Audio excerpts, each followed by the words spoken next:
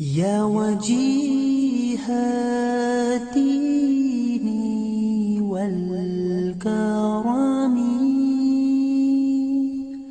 وحليف العلم والحكم.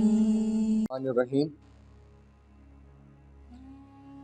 زیادہ پوچھے گئے سوالوں میں اگلا وظیفہ رشتوں کے حوالے سے ہے کہ لڑکیوں کے اچھے رشتے نہیں آ رہے، عمر زیادہ ہوتی جا رہی ہے، یا اسی طریقے سے لڑکوں کو اچھے رشتے نہیں مل رہے. تو لڑکا ہو چاہے لڑکی ہو، سب سے پہلے ایک تو نماز کی پابندی کریں گے، اور اس کے بعد سورۃ الضحیٰ کی ایک آیت ہے وَلَسَوْفَ يُعْطِيكَ رَبُّكَ فَتَرْضَىٰ، وَلَسَوْفَ يُعْطِيكَ رَبُّكَ فَتَرْضَىٰ.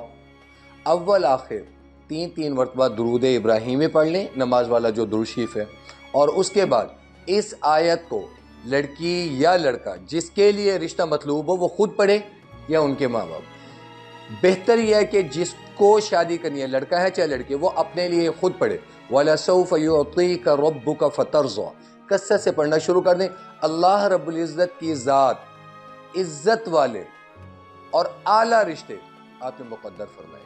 اللہ پاک عمل کی توفیق نصیب فرمائے.